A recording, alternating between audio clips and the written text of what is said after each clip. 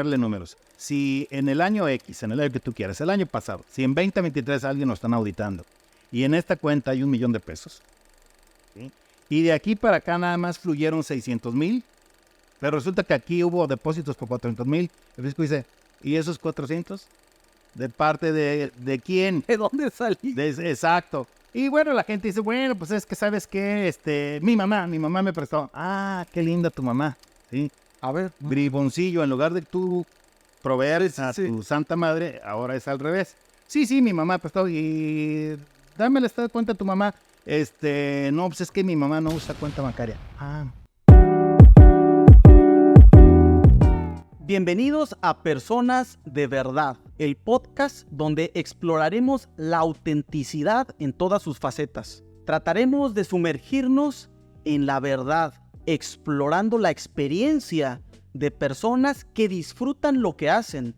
En esta ocasión me encuentro con mi amigo Marco Flores. Gibran, muy contento de tu amable invitación. Me siento muy halagado, muy distinguido y bueno, con toda la pila para atenderte. Tú dirás. Primero, quiero agradecer a nuestros patrocinadores, Madetro, que nos está prestando este lugar, al buen César Villa, que es fotógrafo, y pues nos está ayudando con toda esta tecnología. Y claro que sí, a ti, Marco, por estar aquí.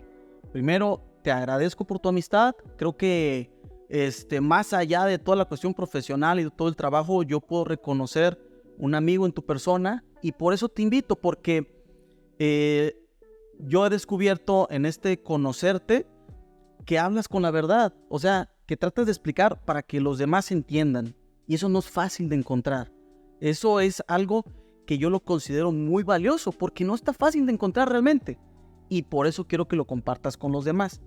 Quisiera preguntarte primero, ¿cuál ha sido tu caminar profesional y en tu vida que te ha llevado hasta este punto donde te encuentras hoy? Yo sé que tienes tu empresa, pero ¿cuál ha sido el caminar que te ha llevado y cuál, en ese trajinar, cómo has llegado a saber lo que hoy sabes? Ok. Mira, cuando alguien quiere atender a la verdad, como tú me dices, en este tipo de preguntas tan difíciles, lo único que tiene que hacer para no batallar es apegarse a la biografía. Yo me titulé de contador público en la Universidad de Colima, nuestra alma mater, la Facultad de Contabilidad y Administración. Era el año del 89. Salí como todos, me imagino, lleno de ilusiones. Tuve el gusto de, caminar, dicho futbolísticamente, caminar en la cancha de la profesión, de la carrera, de la formación profesional, porque había tenido muy definida ya mi carrera desde la preparatoria. Al mismo tiempo que saqué la prepa, estudié en esas viejas academias que había en la década de los 80s y 90s, que de alguna manera todavía estaban, y que bueno, pues eso me dio pues un sendero, ¿no? Cuando salgo en el 89, ya tenía, además de mi carrera de contador público y mi título, bien definida mi vocación. A mí me encantó el derecho fiscal. Tuve la oportunidad de ser auditor del INSS. A veces cotorreando digo, fue un error de juventud que cometí.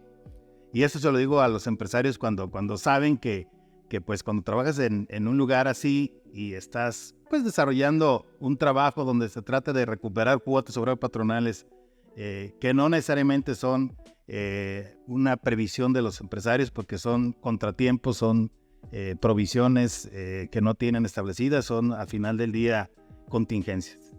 Ya de ahí, cuando termino la carrera, pues estaba en una, digamos, coyuntura de por dónde ir. O sea, permíteme que te interrumpa. ¿Tú estabas trabajando en el IMSS mientras estudiabas? Sí, yo toda mi carrera, todo el estudio de la profesión, toda la formación profesional trabajé. Que es normal en la carrera de contador público. La mayoría trabajamos. La mayoría de los que sí queremos llegar a ejercer, trabajamos. Pasé por un par de despachos, por el IMSS, por auditoría del gobierno estatal. Tuve también ahí la aventura de abrir mi despacho desde que estaba en séptimo semestre. Sí, empecé a llevar contribuyentes. Era muy fácil para entonces, de alguna manera lo sigue siendo. Y cuando llego a ese momento de decir, pues, ¿qué voy a hacer? Estaba convencido que las bellas artes de un contador no eran para mí. O sea, yo no quería hacer lo que hacía el común de los contadores por una simple y sencilla razón. Terminé por entender que no me gustaba. O sea, ¿cómo te diré? El quehacer cotidiano de ese apóstol de la administración que es el contador no era para mí, ¿sí? Y sí, yo me vi muy atraído por la cuestión tributaria. Y a eso me dediqué. Apenas salí la carrera, estudié en la propia Universidad de Colima una especialidad de impuestos, auspiciada por la UNAM. Fue una generación privilegiada. En el Colima de ayer había muchos contadores ya que tendrían una edad semejante a la mía. Cuando yo egresé tenía 21 años. Y bueno, estudié con ellos, con los viejos lobos de mar de Colima. Les aprendí mucho. Alrededor de cerca de 2 años que duró la formación, pues yo ya estaba pues con todo ese contenido temático que era muy promisorio para mí, que fortalecía pues todo el ámbito fiscal, ¿no? Al menos como se estila decir en esos casos, tenía el marco jurídico establecido, las bases, ¿no? Porque hay que decir que no era así como que el mundo fiscal en toda su dimensión, pero sí una muy buena base. A ver, corrígeme si me equivoco. Yo me acuerdo que cuando yo te conocí, yo te hice una llamada por teléfono porque yo tenía dudas de contador. Porque de pronto yo te veía así como que, pues el contador, pero tú justamente lo que estás diciendo es, cuando tú te empiezas a enfocar más en impuestos, ya es un trabajo más parecido al de un abogado que al de un contador. Yo creo que la materia fiscal es un mundo que compartimos contadores y abogados. De hecho, el mapa mundial del ámbito fiscal así está distribuido. O sea, o es un despacho liderado por un contador o por abogados. Y hay despachos de muy buen talante, de presencia mundial, que solo son de abogados, y hay algunos que solo son de contadores. Yo me propuse varios años hace que lo he logrado, crear un despacho multidisciplinario. ¿Sí? En el despacho tenemos hoy varios colegas míos, hay LAES, hay personas de sistemas, también tenemos varios abogados. ¿Sí? Entonces hicimos ese equipo esencial. Hay otro tipo de profesionistas, hay ya también psicólogos, en fin, pero sí, lo que quise es proveerle a la sociedad a la que atendemos un staff de servicios muy completo, ¿no? Lo más completo posible. Y entonces yo me imagino que tú te empieces a desarrollar ya más en un ámbito de asesoría fiscal. Sí, fíjate que en el Colima de los 90s, pues recién salidito en el 89, al ratito ya era la década de los 90s, no era algo muy apreciado en el estado. Pero bueno, la vida lo conduce a uno por donde debe de ir. Yo a los pocos años, que sería en el 94, prácticamente me mudé a trabajar a la Ciudad de México. Sí, y estuve trabajando hasta como el 2018, 2019. Trabajé intensamente allá. Allá tuve la oportunidad de enrolarme en una capacitadora nacional que me tuvo la confianza. Entonces yo prácticamente todas las semanas exponía para un auditorio que no conocía. Lo mismo se tenía un auditorio de 15 personas que de 100. Hay de cursos a cursos por ejemplo, de reformas, pues son 100, 120. Mi mayor experiencia fue en el 97, en el Hotel Sheraton María Isabel. Había, no sé, alrededor de 1,000 personas. Se ven puras cabecitas, sí, pues desde el foro. Pero ahí, ¿qué enseñabas? O sea, cuando, por ejemplo, en ese tipo de foros, ¿qué tipo de gente iba y qué es lo que tú prácticamente hacías? El auditorio de este instituto, el Centro de Estudios Fiscales, es un auditorio muy exigente, formado esencialmente de contadores y abogados. ¿Sí? De todo tipo de sectores productivos, personas que tenían la edad que yo tengo y más. Y bueno, pues cuando tienes 20 y tantos y estás exponiendo a ese nivel, es un gran compromiso que pues me pudo curtir, ¿no? Así lo observo yo al paso del tiempo, y que me permitió conocer ámbitos que de otra manera no hubiera conocido, ¿no? Si no hubiera salido yo de nuestro estado, y quiero mucho nuestro estado y estoy aquí por lo mismo, pero bueno, la actividad en el tiempo al que me refiero, los 90s, pues no tenía un campo de acción ideal para mí, lo que yo buscaba. Y lo que yo buscaba estaba en nuestra ciudad más relevante, la pionera, la que todo el mundo ubica, ¿sí? Cuando de otra latitud se voltea hacia esta República Mexicana. Ok, ¿y qué te va a preguntar? Fíjate, tú te empiezas a desarrollar en ese ambiente, digamos que de ahí te vas curtiendo, y al final, cuando tú empiezas a generar tu despacho que tienes actualmente, ¿qué es lo que tú visualizabas que el tipo de servicio? De pronto a mí me da la sensación como que si yo tengo un problema con impuestos, voy contigo. Pero creo que eso no es tan claro. O sea, al final de cuentas, ¿cuáles son los tipos de problemas con los que se acercan contigo? ¿O por qué te buscan? Desde mis inicios, aquellos primeros pasos en esta materia, hace ratito, de alguna manera, lo recreaste en mi mente y ahorita vuelve a salir a colación. Tuve la tentación de sentirme abogado siendo contador, y ese es un gran error que confieso haber cometido, Y es que se me daba, comprendía la legislación fiscal, había aprendido de los embates cuando estuve del lado institucional, de por dónde le pegaban al IMSS, de por dónde le pegaban al SAT, y bueno, pues aprendí a estructurar, que es algo que se me ha dado por mi perfil personal, textos para poder combatir una resolución, y ganaba un buen de mis casos. De hecho, iba, como algunos buenos boxeadores, iba invicto hasta que me dan, sí, en toda la frente, por reserva mejor el término. Ahí tuve un acto de contrición, me reuní con mi buen amigo Sergio Cázaro, un abogado talentoso de más de 40 años de experiencia en litigio, y me dijo: Marco, no te andes metiendo en estas broncas, mejor vamos trabajando juntos. Desde entonces hice una alianza con él. Tengo hoy por hoy alianza con varios abogados. Bueno, todos son mis amigos, todos contribuyen para el despacho, y siempre le asigno a cada uno de los abogados con los que tenemos ese vínculo el caso que creo que le es afín, y siempre le digo a mi cliente: voy a darle su caso al abogado que creo que puede defenderlo mejor. Ok. Y sí, desde entonces el despacho litiga, ¿sí? Yo dejé de litigar, ¿sí? Pero por fortuna me la jugué, aprendí de esa manera, pero no era, ¿cómo te diré?, algo que le repercutía a mi cliente. Era como que un agregado. Bueno, señor, yo le mandé el documento, bueno, la declaración para que usted pagara, no la pagó, vino la multa, pues ahora sí que toca pagarla, pero deme chance, ¿sí? De ver si puedo evitar que la pague. Sí. Y sí pude, ¿sí? Por fortuna, te digo, se me daba. Sí, me encantó, enfilé sobre eso. Es un área que quise atender desde entonces y que no he soltado. Ok, y bueno, a mí me parece, corrígeme si me equivoco, como que el área de los impuestos es algo que está medio velado, medio oculto para la población en general, incluyendo a los empresarios. Sí. O sea, ¿tú cómo verías ese porcentaje? A ver, ¿qué tanto conocimiento real crees que tenga el empresario promedio o la persona promedio? Si es, digamos, común que sepan, o a mí me parece que es más común que no sepan. Pero a ver, corrígeme. Mira, el empresario sabe perfectamente lo que paga en términos de la cuantía promedio mensual y anual que tiene que erogar para atender sus obligaciones fiscales.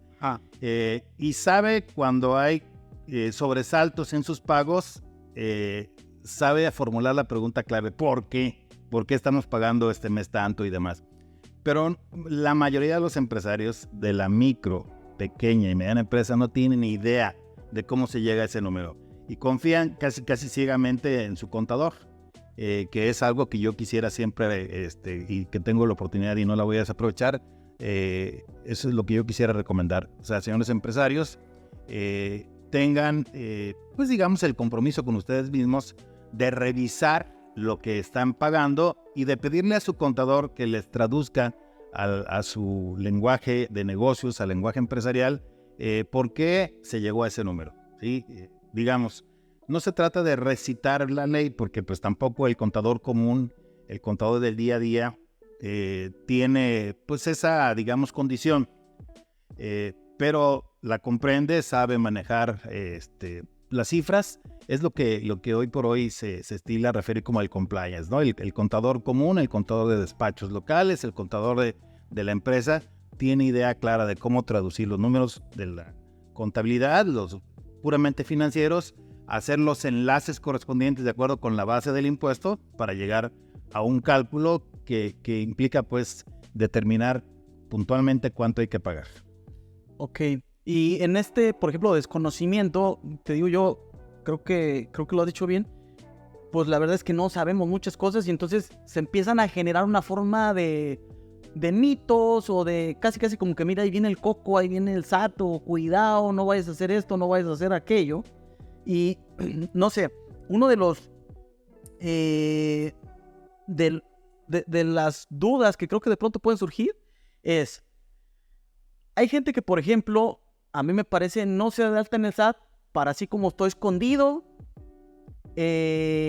no saben que existo y mucho menos van a venir a cobrarme, porque pues si no existo en el SAT, pues entonces ¿cómo van a cobrar? ¿Eso es así? O sea... Mira, es una realidad lo que tú relatas. Me hiciste recordar un abogado del estado de Chihuahua que se jacta, este abogado es septagenario y se jacta con sus clientes de decir que un quinto nunca le ha pagado al SAT. Desde luego nunca voy a revelar el nombre, sí, que además yo ni lo conozco directamente. Me dijeron, mira, aquel abogado que está allá es el que te dije, ¿no? Uh-huh. En un desayuno allá en aquella gran ciudad. Y hay muchas personas así. Hay muchas personas que creen que porque, digamos, se empadronan, se inscriben ante el RFC, el SAT los va a captar y les va a poner, pues, que, sí, una pela de aquellas, dicho en lenguaje de cristiano normal. La verdad es que no es correcto. Sí, han tenido muchos muy buena suerte, porque las autoridades fiscales no tienen la capacidad de detección todavía. Sí, poco a poquito ha venido cerrando el círculo, pero hay personas, por eso es tan digamos, representativa, tan sólida la capa de sujetos económicos que forman parte de la economía informal. O sea, mientras estén ahí y mientras haya el F como manera de operar, ellos van a tener la ilusión. Cuando dices el F, ¿te refieres al efectivo? El efectivo, sí. Y hablé en su lenguaje, que también a veces es el nuestro. Digo, sí, ¿para qué decirlo diferente? Ellos creen que estando así, el fisco no les puede cobrar. La mala noticia para ellos es, el día que el fisco te agarre, ¿sí? Te va a poner una de aquellas que en un descuido cuida tu patrimonio porque igual se te anda acabando. O sea, el fisco tiene facultades para auditar a todos, estén o no inscritos ante el RFC, a todos los sujetos económicos, a todos los que tengan, sí, ingresos. Los puede auditar y les puede liquidar un crédito fiscal. Incluso tiene la potestad de inscribirlos de oficio, se llama, ante el RFC. O sea, no te voy a preguntar si quieres estar, ya te vi y te voy a apuntar, ¿sí? ¿Qué es un crédito fiscal? Porque ahorita dijiste, ¿tiene la facultad de dar un crédito fiscal o...? De fincar un crédito fiscal. Mira, un crédito fiscal es, en términos sencillos, jurídicamente, un monto que el erario público tiene derecho a cobrarle al particular, ¿sí? Que está emitido basado en el marco de derecho que rige las leyes tributarias. Los créditos fiscales clásicos del empresario del común, de la persona productiva del común, profesionista, empresario, son el ISR y en su caso el IVA. Sí, son así como que los de cajón, los de rigor. Y depende, ¿no? Ya si tienes empleados, pues también puede tener presencia el IMSS, el Infonavit, el fisco local por el impuesto sobre nóminas y otros impuestos locales que existen dependiendo de la actividad. Pero a ver, si tú estás diciendo que que el SAT puede revisar a cualquier persona, pero ¿cómo vas a ver cuánto debe si no está escrito? Mira, el fisco tiene como establecido el marco de derecho para presumir, ¿sí?, el impuesto que el particular no ha querido determinar. Porque por la naturaleza digamos, del concepto de los tributos, en nuestra legislación mexicana, las contribuciones, los impuestos son autodeterminativos. O sea, cada quien debe hacer su cálculo. Pero si tú no lo haces como particular, yo lo puedo hacer. Y si tú me das la información, yo la voy a obtener. O sea, si yo no te doy la información, yo la tengo. Y te voy a decir algo que forma parte de nuestra experiencia muy reciente. El SAT y la gente, los empresarios piensan que es diferente. Cuando te hace una revisión de las que llamamos directa, una visita domiciliaria, no viene a ver qué encuentra, viene porque ya encontró, ¿sí? Nos consta, yo tengo la oportunidad de conocer todos los estados de la República, he estado en todos, he expuesto en todos y pues he hecho buenos amigos, tanto del sector público como del sector privado, tanto colegas que tienen la misma actividad que yo, que están de este lado de digamos, los equipos que tienen esa oportunidad de dirimir controversias de cuando en cuando estamos hablando de estos fascinantes temas.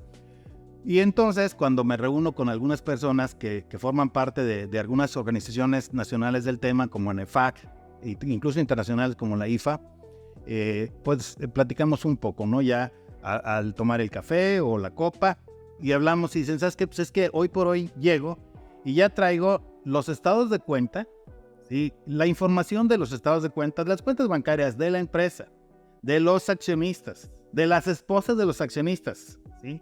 Esa información que ellos ya tienen. Desde luego eso nunca va a quedar escrito en ninguna parte, son informaciones veladas. Ahora, ¿esto es ilegal? Podría pensarse que lo fuera, ¿sí? Y de hecho yo estoy convencido que lo es. Sin embargo, ellos simplemente se cubren, solicitan, usan los canales regulados, ¿sí? Y bueno, yo no sé que haya esta tasa hasta que tú no me la das. Por eso no tienen complicaciones. Pero ya sé que me la tienes que dar. O sea, antes de cruzar la puerta, yo ya sé que está esta tasa aquí. Digo, hablando obviamente sí. De manera figurada. Entonces, pues no vengo a ver si encuentro la tasa. Vengo porque sé que la tasa está. Pero, por ejemplo, ahorita lo que acabas de decir es de que revisan las cuentas de todos alrededor. No. Cuando el fisco encuentra indicios, dice, a ver, indicio 1 más indicio 2 más indicio 3, aquí hay algo. No siempre tiene razón. Conste, no siempre tiene razón. Pero él dice, huele a que están cocinando algo, huele a paella. Vamos a ver si hay paella.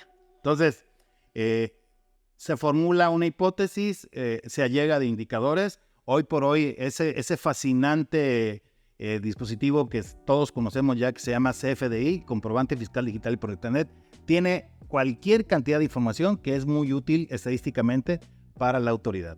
Entonces la autoridad, cuando llega porque encontró indicios que no necesariamente son los más razonables, los más sensatos y los más apegados a la realidad. Sin embargo, es lo que le da hoy por hoy, sí, la inteligencia artificial, los robots, sí, la tecnología ha operado en los últimos 20 años en favor de la autoridad. La autoridad no se anda con cosas, ha invertido lo suficiente, entonces conoce, sí, cualquier cantidad de información de todos los contribuyentes. Y cuando uno se sale del parámetro o de ciertos parámetros, dice, aquí hay algo que revisar, ¿sí? Entonces, como ya se propuso, porque hay un área del SAT que se llama programación, ¿sí? Son los que programan las auditorías. Sí. Entonces, sus sistemas marcan los indicios, las autoridades, los jefes de las áreas correspondientes dicen, pues vamos a auditar a ta. Perdón. Y recordarás que en una reunión a la que recuerdo asististe, donde expusimos el plan maestro en la Comisión Fiscal de Coparmex, sí, hablamos de esto, ¿no? De que el SAT cada año, los últimos, se ha propuesto decir, voy a revisar a estos sectores, que son sectores representativos de la economía, y voy a revisar estos indicios, estos indicadores que han revelado en mi experiencia como SAT que hay oportunidades de que el contribuyente desatienda el marco de derecho. Pero fíjate, regresando un poco a lo que decías de cómo es que el SAT tiene la capacidad de ver la información de las personas, hay veces que a mí me han dicho, por ejemplo, que tienen cuentas fiscales y cuentas no fiscales y me dicen, oye, pues deposítame en mi cuenta no fiscal, pues para no facturarte, una cuestión así. Cuando revisa el SAT, revisa las cuentas fiscales y, más bien, ¿qué es una cuenta fiscal y qué es una Mira, no fiscal? es una ilusión de los particulares. ¿Una ilusión en qué sentido? O sea, Déjame te explico A ver. como tú quieres escucharlo. Yo decido que voy a manejar, te voy a piratear una tasa, mi economía personal en esta cuenta bancaria. Y la economía de mi centro de ingresos, de mi sector, de mi área productiva, la profesión, el negocio, inversiones que tenga en México, en el extranjero, acá lo que genera y acá lo que tengo para, ahora sí que mi dieta personal, para mis gastos, para mis chuchulucos, ¿no? Ujú. Entonces digo, esta es la personal y esta es la fiscal, que de entrada no está mal, ¿sí? Una forma de controlarlo. Claro, es un principio de orden, ¿sí? ¿Qué cae a esta cuenta? A esta cuenta cae lo que facturo. Ojo, fíjate cómo estoy diciendo, Sí. lo que facturo.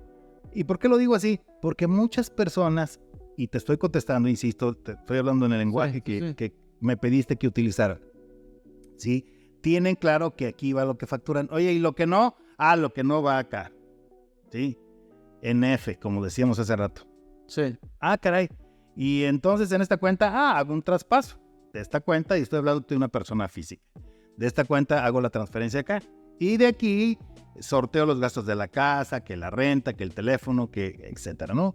Las colegiaturas de los chavos, bla, bla, bla. ¿Sí? Entonces, esta es la fiscal porque aquí está, ahora sí que gracias a los contadores que me traen a raya, ¿no?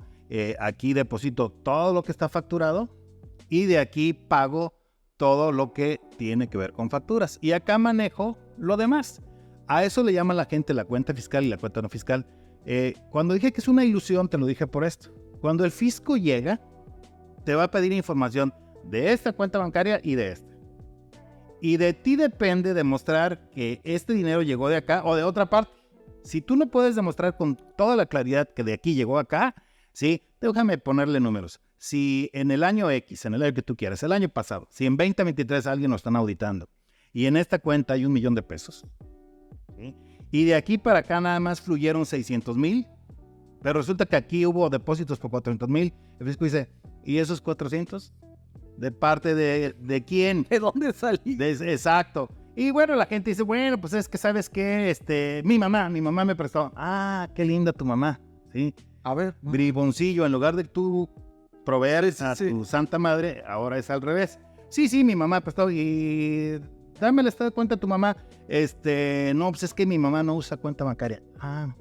¿Y de dónde tiene lana tu mamá? Es que mis hermanos y yo le depositamos. Bueno, le damos dinero. Ahí empiezan las contradicciones, las mentiras. Ok. Y es lo que te dije hace rato, las ventas que no declaran de acá, al rato andan en esta cuenta. Porque hay que pagar la tarjeta, hay que pagar las colegiaturas y no alcanza porque no hay saldo. Claro. ¿Sí? Y ya sabes, los chavos, no hay saldo, ¿no? Sí. Y entonces, sí, ahorita. Eso es lo que pasa. Ahora, Es lo mismo. No es lo mismo porque por sentido de orden, esta es la que el contador conoce, la que el contador maneja, la que el contador anda cuidando siempre, muy celoso de su deber y está perfecto. Ok, no, pero... Y esta es la personal que debía tener, como te digo, sí, clara vinculación, transparencia de aquí para acá, sí. El punto es que aquí de repente hay más, o sea, las cuentas no salen y es donde se detectan mecanismos de evasión. A esto se le llama en personas físicas discrepancia fiscal. El fisco dice, pues es que no checan tus cuentas. ¿Sí? Yo tengo la sensación, corrígeme si me equivoco, que actualmente el efectivo como que le van tratando de cerrar el campo de acción, claro, como el F que dices tú, como para que las personas ya no operen en efectivo, y hay algunas cosas que incluso no se pueden pagar en efectivo o que no son deducibles. Tengo yo entendido, por ejemplo, que la que me sé clara es la de la gasolina, que me dice mi contadora que no la pague en efectivo jamás. Exacto. Entonces, están cerrando, entiendo yo, el SAT va cerrando como la capacidad de operación del efectivo. Eso es... Sí, es que el efectivo es alcahuete. El efectivo es alcahuete, es de tentación, incita al pecado, a lo irregular y a lo inseguro, ¿no? Entonces, Es por ello, y esta es una tendencia mundial, ¿no? En el foro mundial se ha difundido lo suficiente que vamos a llegar a tener una economía totalmente basada, sí, en medios digitales, que ya no vamos a conocer como tú y yo los billetes y las monedas, que utilizamos la famosa morralla, la billulla, ya no va a existir porque todo va a ser electrónico, que es algo que a mi generación no le gusta mucho, pero bueno, No, la mía tampoco. la tendencia por ahí va, ¿no?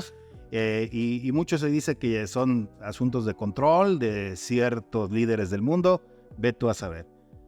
Pero fue un poquito lo que ya te decía, o sea, el SAT cuando viene ya trae la información. Ahora, eso no significa, ¿sí?, que esa información sea una información irregular, no, porque utiliza los medios. O sea, el SAT tiene la facultad a través de la Comisión Nacional Bancaria de pedírsela a la autoridad. Sí, la autoridad es la Comisión Nacional Bancaria, perdón, de pedírsela, corrijo, a los bancos. A los bancos. O sea, yo banco el que quieras, Sí, o sea, le doy la información al SAT porque lo gestionó a través de la Comisión Nacional Bancaria. No es porque alguien del SAT quiere auscultar o husmear mis cuentas, ¿no?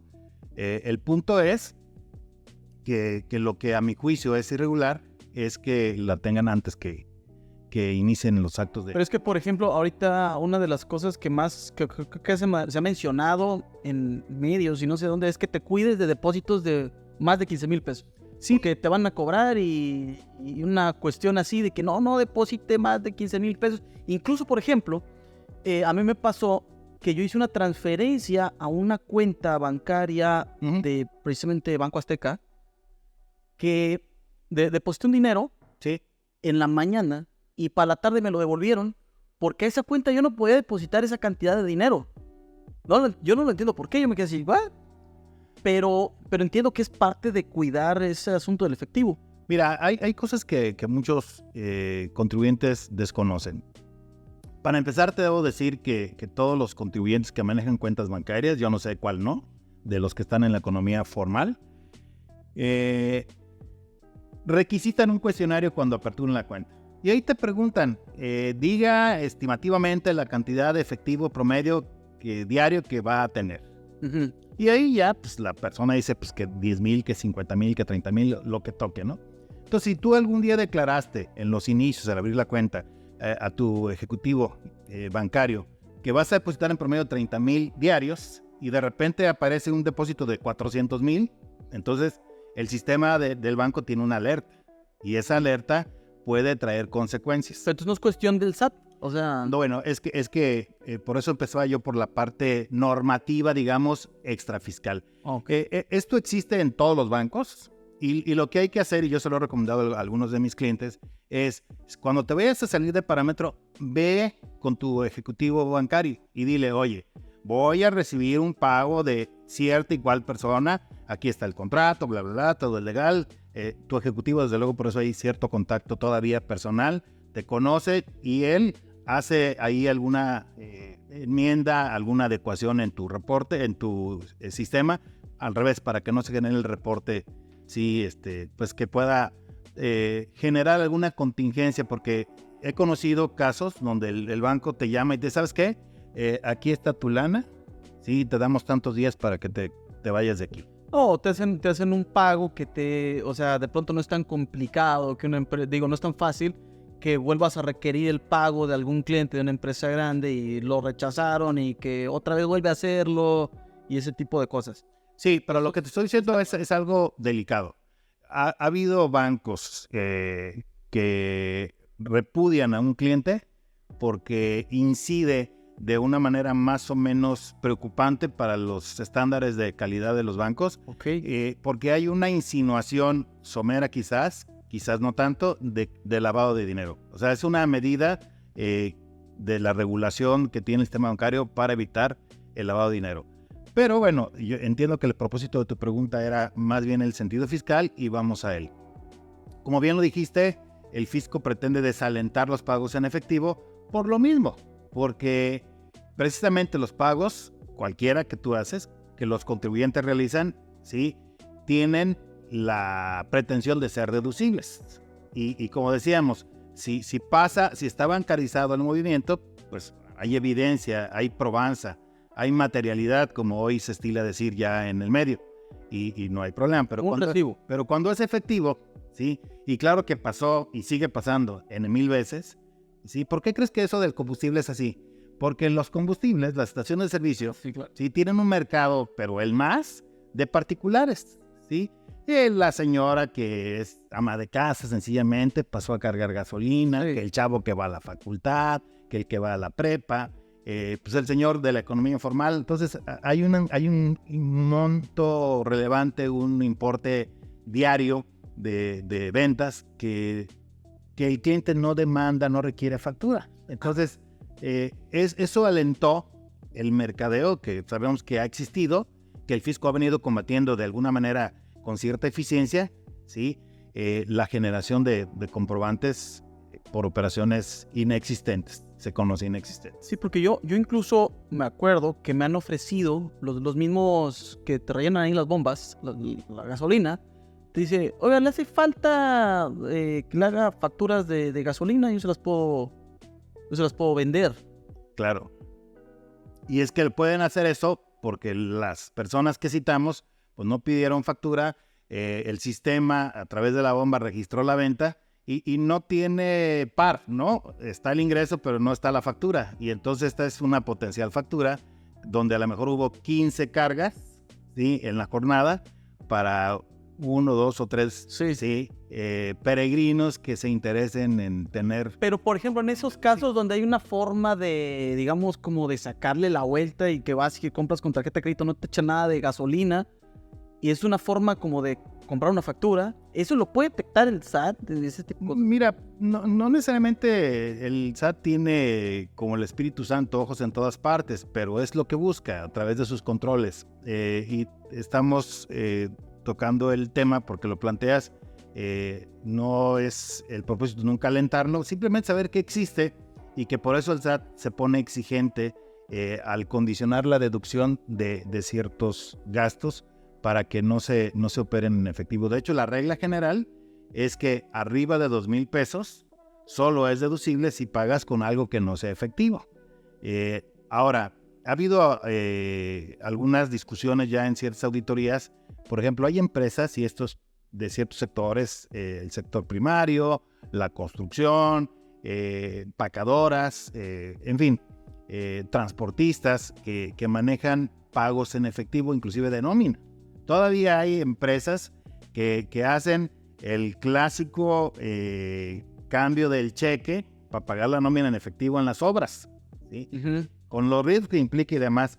Sí, porque a veces es mucho dinero por una... Y de repente estás pagando para una empresa constructora a la semana 400,000 pesos. Sí. Y esos 400,000 pesos se dispersan entre ciertas personas, en cierto número de personas, y luego dicen, oye, eso no es deducible. Bueno, por fortuna sí puede ser deducible para quien lo hace, siempre y cuando sí, se haya timbrado, se haya realizado como todos sabemos a través del CFDI el pago de la nota, ¿sí? Por regla general no debería ser, pero hay una disposición administrativa que lo permite. Hay una cuestión que yo quería preguntarte. Entiendo que cuando ya estamos hablando de este tipo de cuestiones de impuestos, hay delitos de por medio. No sé si lo estoy catalogando bien, pero a ver, una persona tiene que guardar sus comprobantes fiscales y toda su información fiscal durante 5 años, entiendo yo, porque puede ser revisado, pero cuando lo revisan hay una cuestión de que te van a revisar un delito. ¿Eso es así? ¿Como tal o lo estoy entendiendo mal? Mira, estás muy bien informado, tu condición de empresario te ha conducido seguramente por este tipo de datos, este tipo de información, y estás dando en el clavo.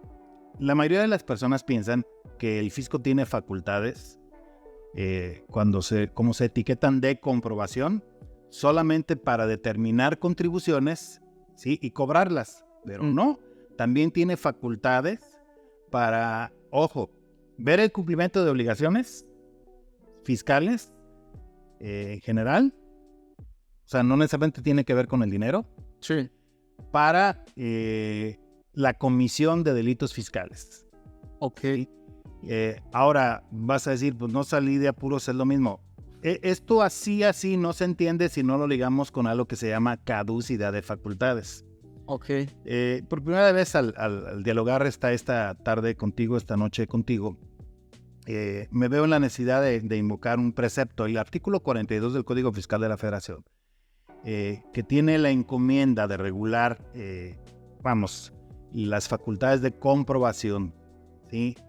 Se relaciona con el 68 del Código y dice, bueno, acá están las facultades, acá está la caducidad, ¿cómo se relacionan? Esto es lo que la autoridad puede hacer, ¿sí? Y esto es, ¿por qué tiempo lo puede hacer? Como bien lo dijiste, por regla general son 5 años. Sí, 5 años la facultad le asiste al SAT para determinar contribuciones, multas, los accesorios, ¿sí? Más allá de 5 años, por regla general ya no puede.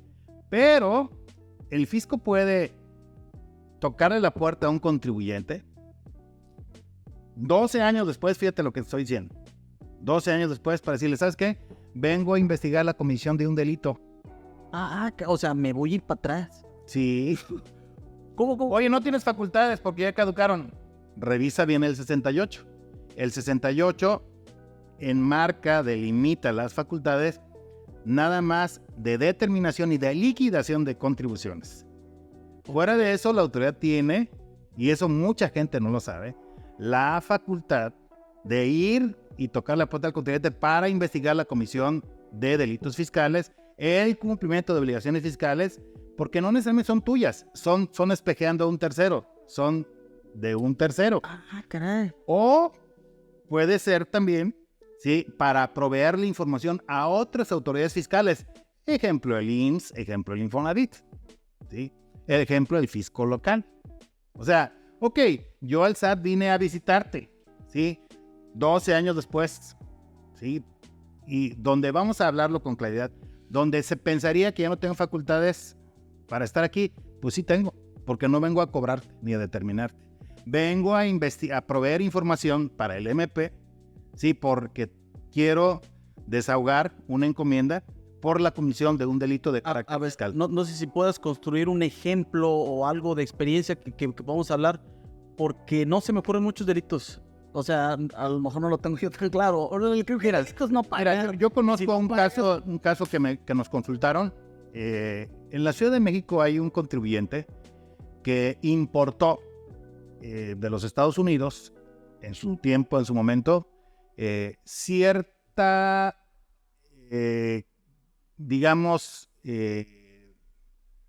cierto lote de, vamos a decirlo en palabras sencillas, como que de un yonque, ¿sí?, de una manufacturera. O sea, pedazos de herramental de una gran fábrica, ¿sí? Y aquí él fabricó, sí, a sus inicios, maquinaria hechiza. Él armó, como un Ciro Peraloca mexicano, digo, con respeto y con admiración. Él dijo, yo voy a hacer esta máquina y aquí voy a empezar a trabajar. Y empezó a generar de los desperdicios y entonces importó esa maquinaria, exacto. Con el tiempo, los pedimentos que utilizó, pues quién sabe dónde quedaron, ¿sí? Y de repente el SAT lo revisa y le dice, oye, ¿dónde está el pedimento de importación de esta máquina? No, pues no la importé porque yo la hice. Ay, ¿a poco?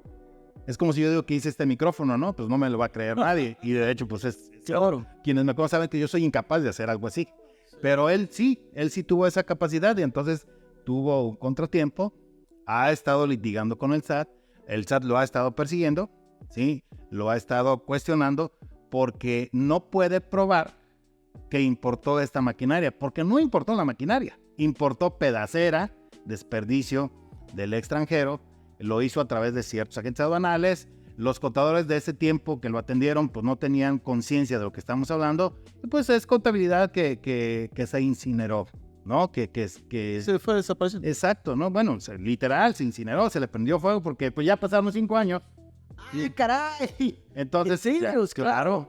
O sea, si tuvieran la información, él podría abogar por su inocencia. Y como no la tiene, pues entonces ya hay una presunción de cometió el delito. Pero en ese caso, por ejemplo, Contrabando. claro, pero ese es un caso de algo que digamos una injusticia hasta cierto Sí. punto, Yo no tengo la menor duda que es una injusticia. pero por ejemplo, ¿cuál sería un delito real que podría ser? No, es que si su conducta fuera esa, es delito. O sea, el traer algo del extranjero, ¿sí? Por debajo del agua, Sí. es delito. ¿Sí? Otro delito sería, por ejemplo, y es algo bien común, de plano, Gibran, no pagar el IVA. Como bien común. Es muy común. Déjame que te diga que es muy común. Hay muchos empresarios de la micro, pequeña y cierto porcentaje de la mediana empresa que no tienen una administración sana de su flujo y se comen el IVA. O sea, No, pero es que se lo coman y no pagarlo son dos cosas. no. Cuando utilizo el término comer es, otra vez voy a jugar con las tasas. Estas dos son ciertos montos de recursos de mi negocio, porque son mis ventas. Sí.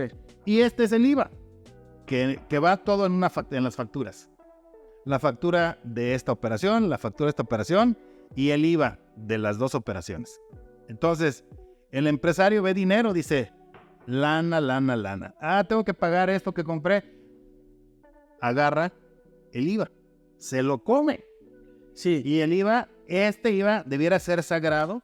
De hecho, hay empresas que tienen una admisión tan sana que lo separan, que lo tienen en cuentas bancarias diferentes, que no lo tocan. Ok. ¿Sí? Porque cuando llega el día 17, el mes siguiente, que llega rapidísimo, esto hay que entregárselo a SAT, porque el IVA es un recurso ajeno. No, pero a ver, la parte que no te entiendo es cómo puede pasar eso si cuando tú entregues tus facturas, el contador te va a decir, pues tienes que pagar esto. No lo tengo. Pues dale como quieras, pero lo tienes que pagar. No, por eso, pero el contador no es policía, ni trabaja en el SAT, ¿sí? Ni es tu papá. O sea, el contador me va a decir, señor, ¿sí? Gibran, hay que pagar 40,722.17, Ajá. ¿no? Del IVA del mes de abril. Y el empresario no lo paga. El empresario dice, pues no completo. Luego lo pagamos. Y ese luego a veces no llega. Nunca. ¿Sí? Ese es un delito. Pasa eso. Eso se llama robar, Gibran. Pasa eso. Gambut, por favor, todos los meses, ¿sí? A cada rato. Y entonces, yo le digo con tristeza a algunos empresarios, es que usted tiene que evaluar A ver. en su negocio, porque tal vez su negocio no sea negocio. Claro. A ver, ok. Pero nos esperamos 5 años. A ver. Y él se fue acumulando ahí 1 millón de pesos. Claro. Pasan 5 años y soy libre. A ver, haces una pregunta muy interesante. Primero, déjame que te aclare algo para no malinformar a quienes vayan a tener la ocasión de escuchar esto que estamos Hablando. tratando tú y yo. Mira, esas cantidades que se dejan de pagar, ¿sí? ¿En dónde están grabadas? Aquí y aquí. ¿Sí? Aquí porque no se me olvida, no duermo, y aquí porque sufro, porque no le he pagado al SAT. Y es que o las colegiaturas o pagarle el IVA al SAT de este mes, más este. Bueno, muchos literal le apuestan a que se cumplen los 5 años. Muchos. Ahora, ¿cómo se tabulan, cómo se cuantifican los 5 años? Fíjate bien. 2018. Vamos a concentrarnos en 2018. El año 2018, la declaración anual del año 2018 de una persona física, la tendencia del ejemplo es persona física, podemos hablar de Morales, sí, es en abril de 2019. ¿Ok? Abril 2019 es el año 0. Ok. Sí. Abril 2020, 2021, 2022, 2023, 2024. Ok. Surprise. Acaba de terminar abril 2024. ¡Wow! ¿Qué día es hoy? 20 y tantos de mayo de 2024. No, pues hay que hacer una carne asada, depende. Y carne, por favor, es que ese IVA que el contribuyente debía, Ya nos libramos. ya no lo debe, porque jurídicamente ya no es exigible. Ya no es cuantificable lo que dijiste. Sí, ya la autoridad no puede venir y decir, oye, pues ¿cómo es que me debes? Porque tú lo guardaste en tu corazón y en tu mente. Ok. ¿Sí? y le dijiste al contador, no lo declares, ahí muévele. Y los contadores, bien buena onda, la mayoría, ¿sí? Aprendió a dónde moverle para que no quede huella, que no, decía una canción. Pero ¿cómo puedes eso? O sea, ¿el contador puede hacer algo para que no se vea? Hubo muchos años. Bueno, a ver, pero termina el ejemplo. Cuando hizo la fiesta, porque no vamos a pagar desde el 2018. Exacto. Y venimos de la era del papel, Gibran, donde todo eso se podía, y vamos a decir que era hasta fácil hacerlo. Y mucha gente lo hacía. Y es cosa de conciencia, la verdad. No vamos a hablar de la moral de cada quien, vamos a hablar de cómo son las cosas. Unos quieren y otros no. Exacto, digo, cada quien rige su moral, su conducta, su ética. Entonces, en este caso había muchos clientes que sí se la jugaban. Hoy, cada vez es más difícil. ¿Por qué? Porque la tecnología, pero a ver, lo dije antes... La carne asada es de verdad, o sea, ya en 2024 ya realmente ya no les pueden cobrar eso que debía. Ya no. Ahora, ojo, no todos son buenas noticias. Ponle un número. ¿Cuánto se ahorró de IVA? ¿Cuánto dejó de pagar IVA? No sé, 1 millón. 1 millón, suerte principal. Hay que agregarle la inflación, se llama actualización. Hay que agregarle el recargo.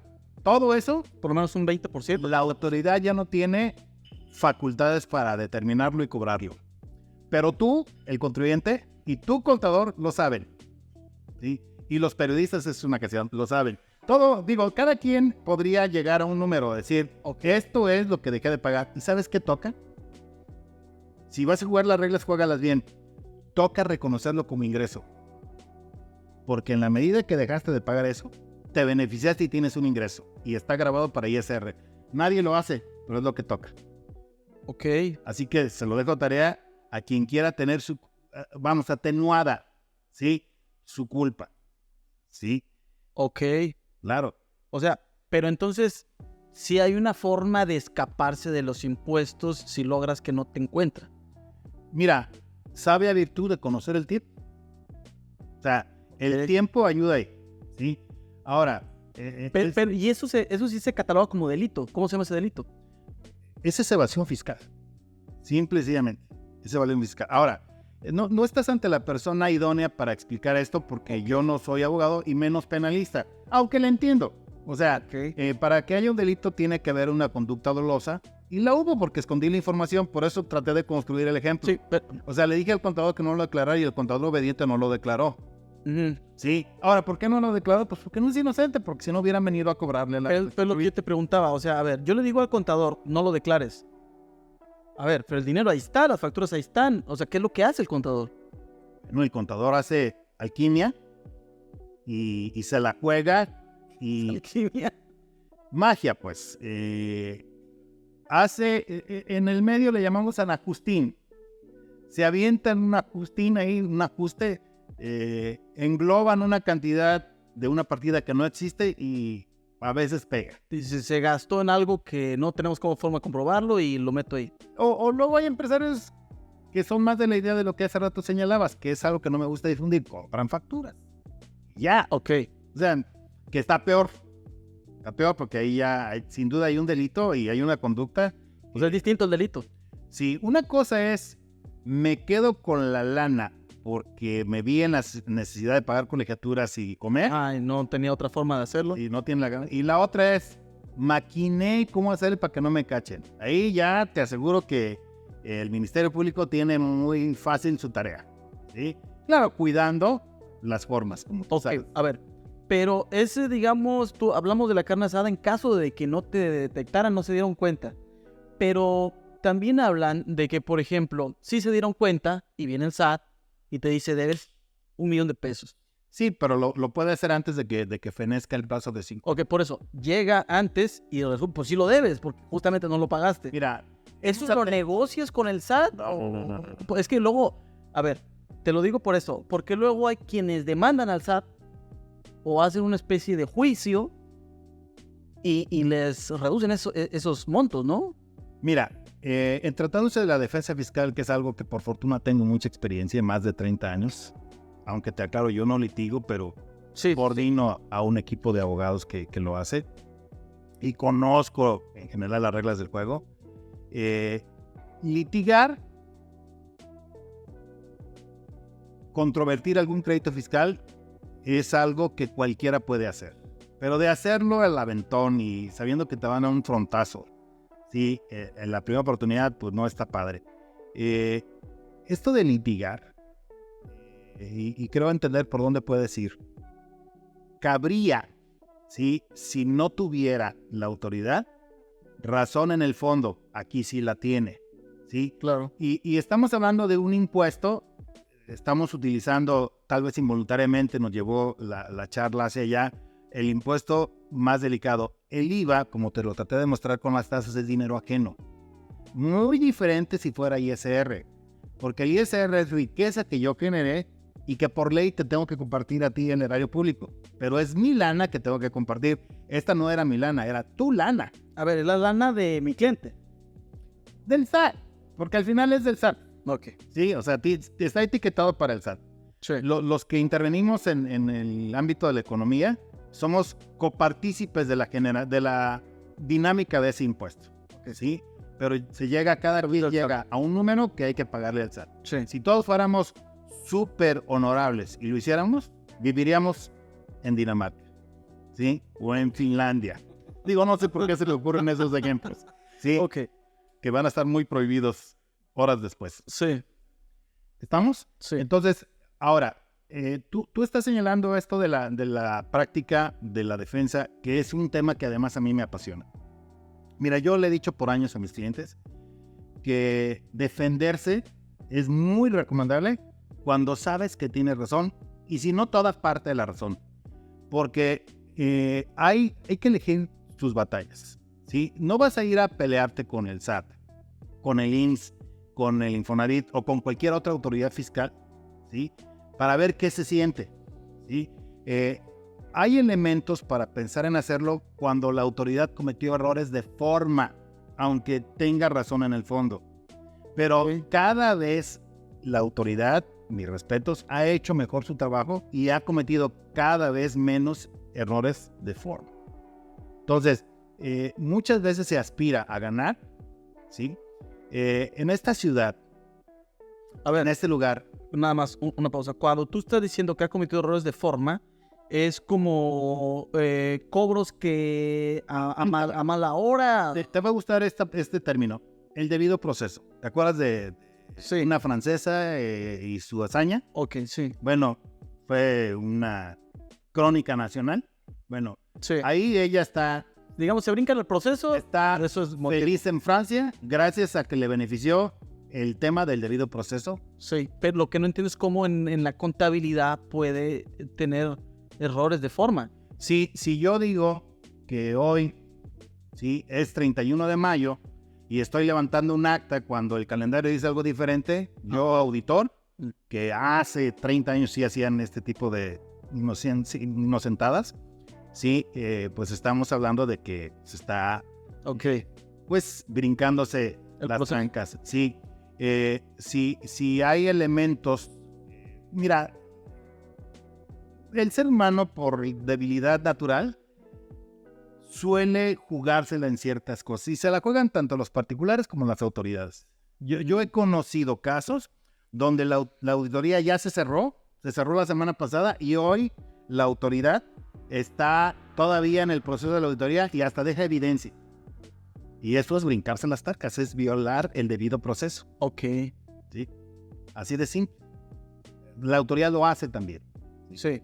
Y es que lo hace porque no hay, fíjate bien, no hay una cultura generalizada de la defensa.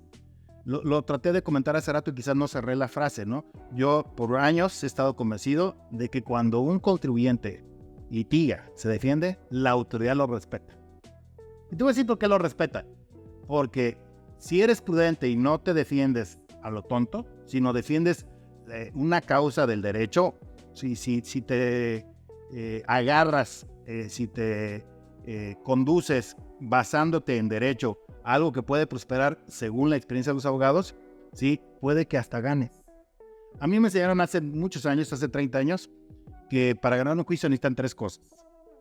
Tener la razón, saberla defender y que te la quieran dar.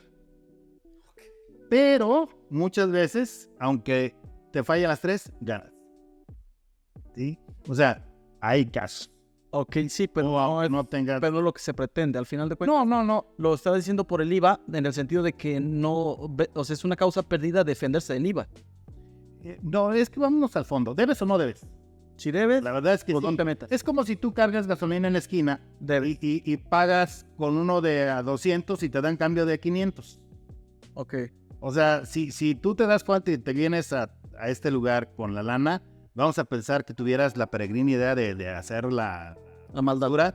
A lo mejor te arrepientes y te regresas y o sea, hay cosas que pasan de ese tipo, ¿no? Sí.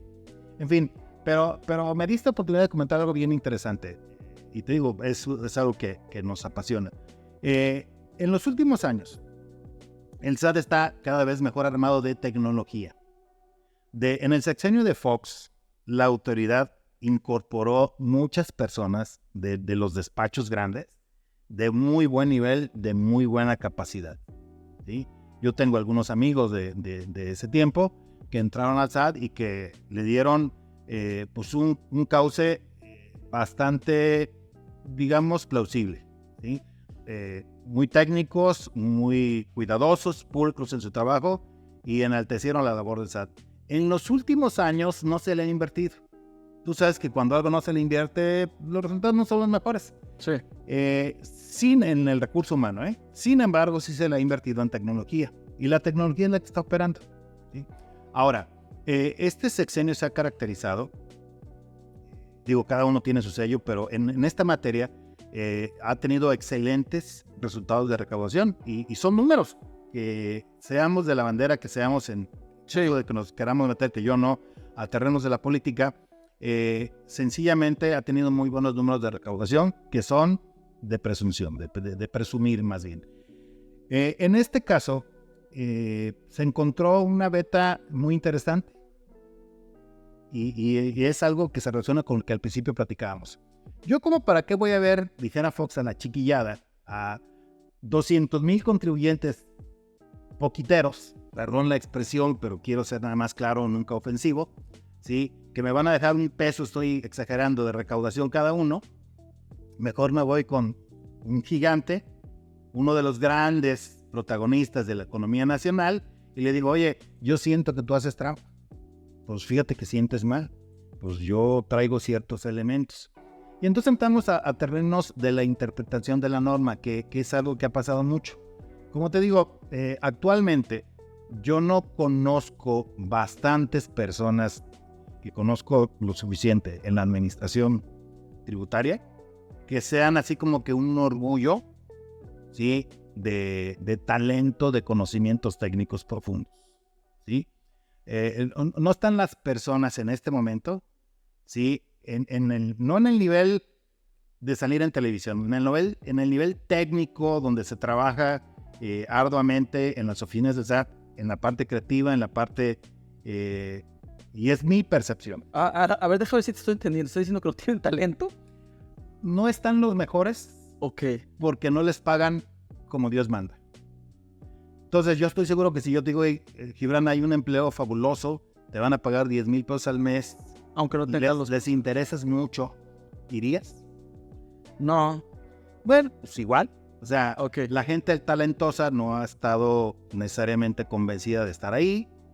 Entendido que los $10,000 son $10,000 y no hay más por fuera ni nada, son así. Sí. Pues no te ves atraído.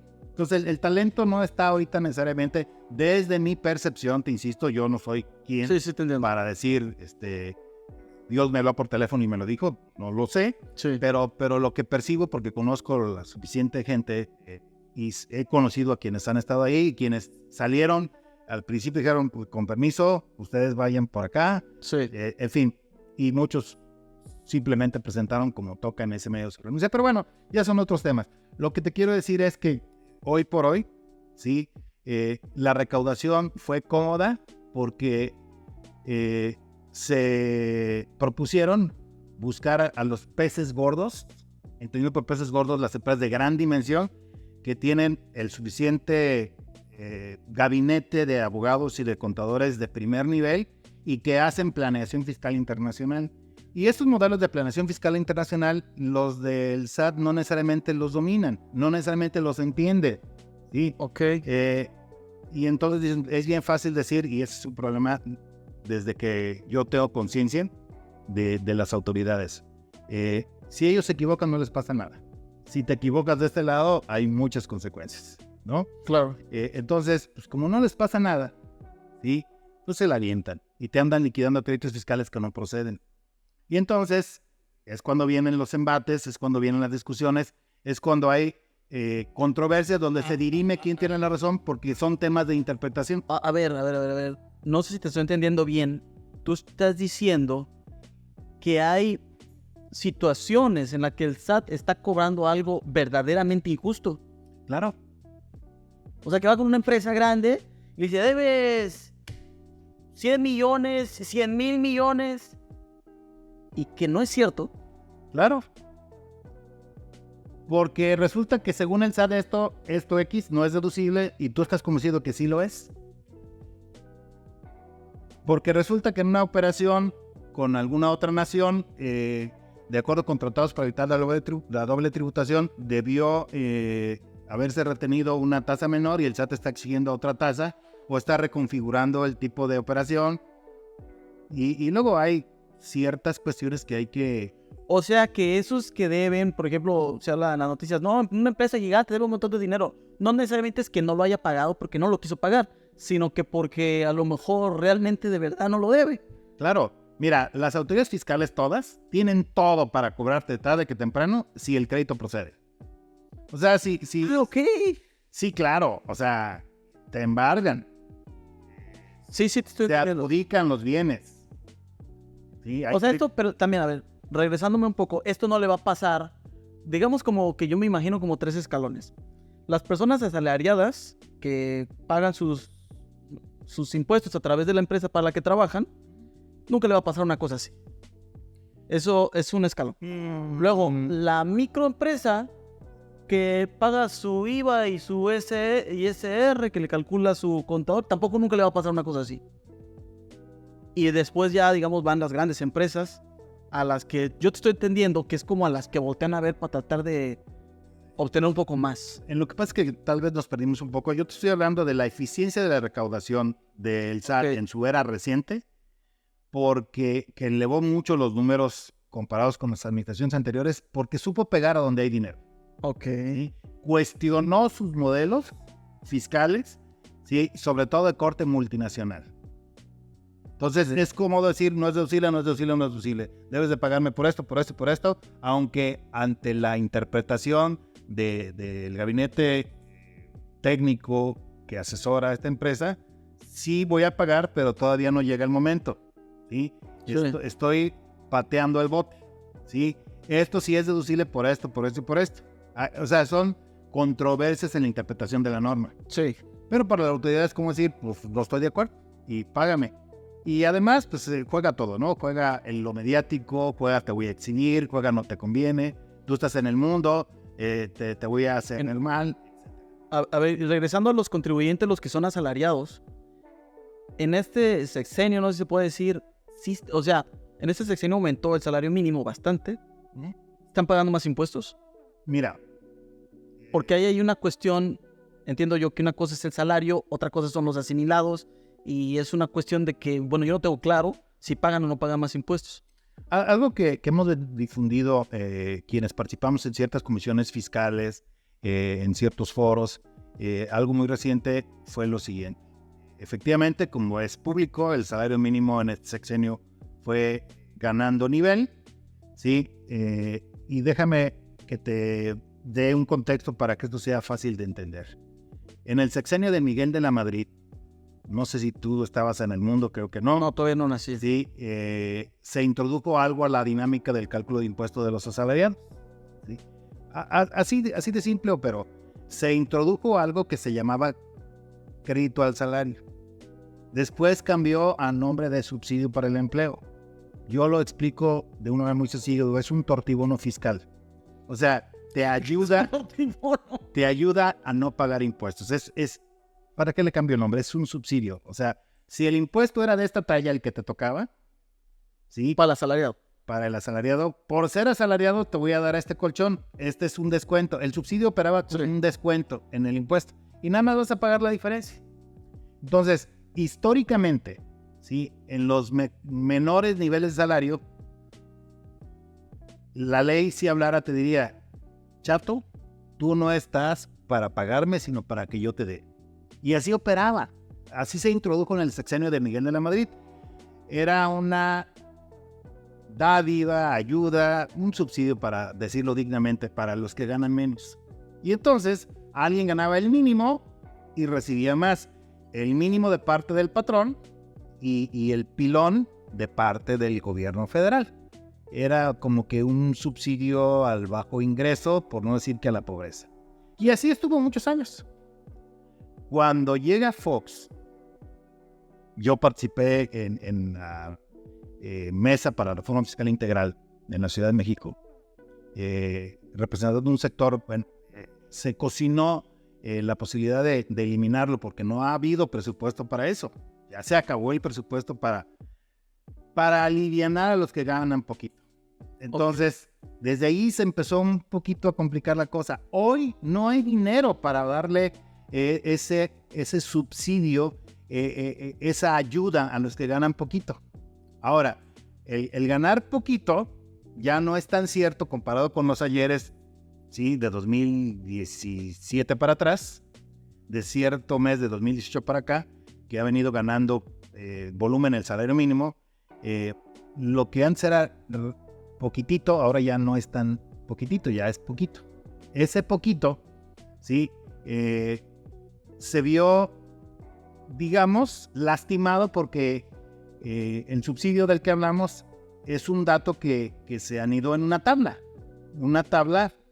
donde se gradúan los niveles de ingresos y donde hay importes, sí, el tamaño de la ayuda para estos salarios menores, y no se movió. Cuando el salario mínimo ganó volumen, esto no ganó volumen. Entonces llegó el momento en que, y acaba de pasar este año, en los últimos meses, en que al salario mínimo, al calcular el procedimiento, le daba a pagar. Sin embargo, por ley, la ley dice, hey, si nada más gana en el mes el salario mínimo, no le retengas impuesto. Retener significa, te pago, sí, ya que te pagué, venga para acá el impuesto que hay que pagar de parte tuya. Pero al que gana el salario mínimo por mandato de ley no se le puede retener. ¿Cómo se interpreta? Se interpreta que el patrón lo tiene que pagar. Ah, caray. Claro, sí. Y eso que puede parecerte y te sorprende, puede parecer novedoso, eso ha ocurrido por muchos años en el IMSS. En Seguro Social, al que gana el salario mínimo, no le pasan la charola para que coopere, para que él esté asegurado. Claro. Por ley también. Entonces aquí, ese ha sido el problema, que se desajustó porque el gobierno federal no actualizó la tabla del subsidio. Recientemente emitió un decreto para hacer cierto ajuste para los que ganan menos, sí poderles, ahora sí que... cobrar un poquito. Vamos, cobrar menos, y a los que ganan un salario mínimo para que no les dé a pagar. Pero tenemos un problema. En la frontera el salario mínimo es diferente. Entonces, allá sí ha tocado pagar. Y en esta discusión hemos estado, y la autoridad ha tardado en resolver este problemita de los pero entonces, empleados de la frontera. Pero entonces la recaudación de ese primer escalón, que son los asalariados, o sea, sí está recaudando más, pero no de los asalariados. No, mira. Patrón. ¿Cómo te digo sin ser discriminatorio? En el ámbito de los asalariados, el fisco utiliza un poquito el fenómeno Teletón. De poquito en poquito se hace un montón y órale, ¿no? Sí. Más o menos es lo que pasa. Y déjame que ligue un comentario que se relaciona con lo que estamos platicando. ¿Por qué crees que se introdujo el RECICO, el régimen simplificado de confianza?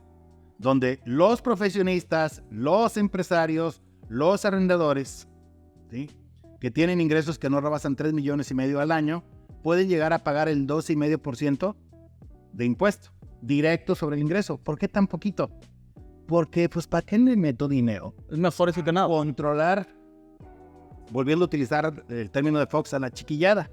Que no me entretengan. Hay que se cuiden solos. Para que estén contentos. Hubo como que un pacto implícito. Tú respetas mi IVA y me ayudas a cuidar el IVA a los grandotes.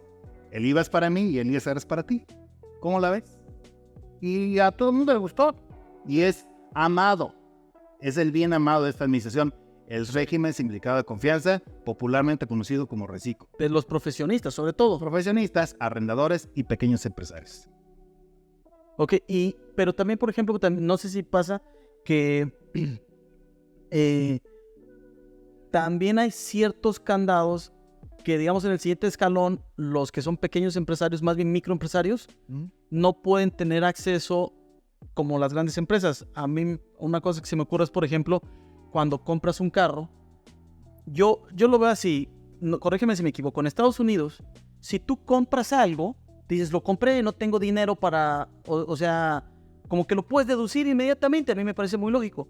En México no sé si estoy correcto en la cuestión de Estados Unidos, pero sí sé que en México, si tú compras un carro, tú de todas maneras vas a tener que pagar los impuestos de ese carro que compraste. A ver, claro. No sé si me estoy entendiendo. Ya pagué yo mis impuestos anteriores, recibo 400,000 pesos y digo, tengo 400,000 pesos, voy a comprar un carro para deducirlo y para no tener que pagar tantos impuestos. Compras el carro de 400,000 pesos y luego resulta que de todas maneras tienes que pagar los impuestos aunque te gastaste ese dinero. Quiero entender por dónde vas. Desgraciadamente, y hace muchos años ya en nuestra legislación, hay un límite para deducir los automóviles. Tú puedes comprar un automóvil de 1,175,000 pesos, de esos que nos gustan mucho. 1,175,000 pesos, compras un juguetito que vale la pena. Sí. Y nada más puedes deducir 175,000 para que se te quiten los tentos. ¿Sí? Oye, ¿y el millón? ¿Para qué lo andas comprando? ¿Qué lógica hay detrás de eso? Lo que hay es el abuso por años de los particulares de la compra de vehículos. Es que la capacidad de jugársela y de... O sea, eso es solamente los carros. Sí, es que los automóviles están, vamos a decir, satanizados porque por años se abusó de. O sea, comprabas un cochecito de esos y era deducir. Está padre, ¿no? Porque decías, pues es para trabajar. Pues sí, ¿no? Decía, oye, pues qué exigente eres, ¿no? Porque si un vehículo, vamos a hablar de razonablemente, de 300,000 pesos de ahorita, jala perfecto para hacer la chamba, ¿por qué quieres uno de 1,200,000? Como porque eres tan lucidito. Está más padre. Sí, cada quien. Sí. Y peor porque ahora dices que eres secuestrable y hasta lo quieres blindar. No, pero a ver, objetivamente, porque no le quiero pagar a SAT, o sea, que lo quiero deducir, lo prefiero deducir. Por eso, pero las leyes las hago yo. Yo, el gobierno, no. Sí. No, de Gonet. Entonces, como has abusado, tómala. ¿Sí? Ahora, déjame que te digo que no todos son malas noticias. Algo que hemos recomendado mucho para ciertos empresarios es, te ves guapo en el Jaguar. Te ves guapo, sí, en la X5. Pues que ni carros de Pero te ves espectacular, sí, en una pickup de lujo, la que tú quieras. Es más, está blindada. La puedes deducir. Ok. La puedes deducir en su totalidad. No dije de un jalón, en su totalidad. A la tasa máxima de un 25%, sí, a lo largo de 48 meses. Entonces, si tú inviertes, ¿qué te gustan? 3,5 millones de pesos en blindar una muy buena camioneta, ¿sí? Okay. De esas, y vamos a ponerle doble tracción, sí, con su caja muy nice, muy bonita, ¿sí? Para, oye, ¿y qué trasladas en tu camioneta? Pues no sé, a lo mejor joyería, por eso está blindada, ¿sí? Okay. Y entonces, en ese vehículo, acudo a los desayunos de mi cámara, sí. Ni modo que lo deje estacionado para ir a desayunar los domingos, sí. ¿no? Aquí o allá, y lo puedo deducir. Ahí no hay límite. El karma, déjame llamarle así, está situado en los automóviles. Pero no, el ejemplo clarísimo en la pickup, en un vehículo de carga, porque la pickup es un vehículo de carga. Y eso está definido en el reglamento de la ley del ISR, no es algo que yo esté, ahora sí que aquí, recreando por mis propios fueros. Así está establecido. A ver, corrígeme si me equivoco. Pues para mí yo lo veo como un juego del gato y el ratón. A ver por dónde se mete uno y por dónde sale el otro. Así ha sido. Bienvenido al mundo. Por eso que los dueños de transportistas traen de Dalis, que son carreras de trabajo, que son, claro, fácil de decirlo. En ese sentido, a lo mejor volviendo un poco y para hacerlo como más digerible para pequeños y microempresarios, en tu opinión, las herramientas sobre todo de digitalización que ha hecho el fisco, en el caso concreto de la facturación, por ejemplo, porque antaño cuando era papel era muy fácil puedes agregar, acomodar facturas, ¿no? En este sentido, la digitalización de la facturación en concreto, ¿sí ha venido a abonar a reducir un poco como este tipo de evasión fiscal, sobre todo, o a lo mejor tener más vigilado a los grandes empresarios que al final de cuentas, y voy a usar esta palabra porque creo que suena dramática, esta cacería de empresarios o de empresas? Mira, no hay duda, esto empezó con el SAT del ingeniero Zuviría, que le invirtió a lo que hoy es la plataforma electrónica del SAT, que la inversión en tecnología del SAT le ha resultado, sí, pero vamos, súper productiva. México fue alumno del SAT chileno y nosotros ya lo rebasamos.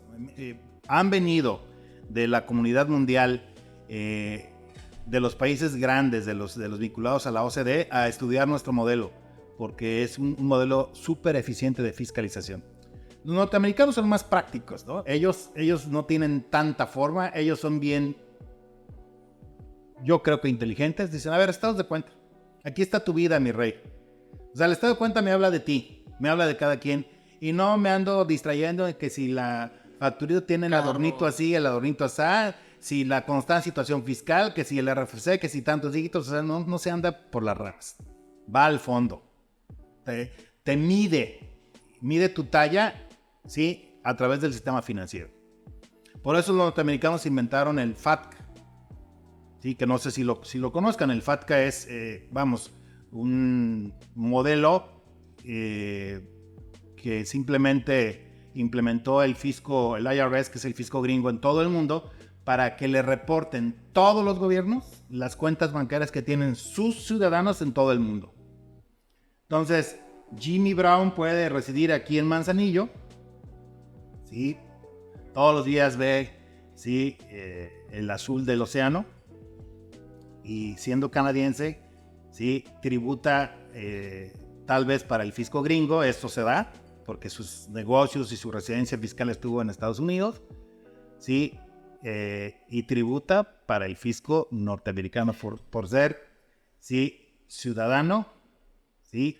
Del fisco gringo. Estoy dibujando la historia hipotética de alguien claro. que nació en Canadá, se fue a hacer negocios y adquirió la residencia y la ciudadanía en Estados Unidos y ahora vive en Manzanillo ya retirado. Muy a gusto. Pero paga impuestos en Estados Unidos porque es ciudadano norteamericano. Qué gusto. Sí. No te creas que todos están tan a gusto. Yo conocí un caso. Es un accionista de una empresa de pinturas a nivel nacional que tiene doble nacionalidad y desgraciadamente tiene doble tributación. Su caso es así, pero bien peculiar. Tributa aquí, en México, porque aquí tiene su centro de intereses vitales, así se llama técnicamente, y tributa en Estados Unidos por ser ciudadano norteamericano, aunque nació en México.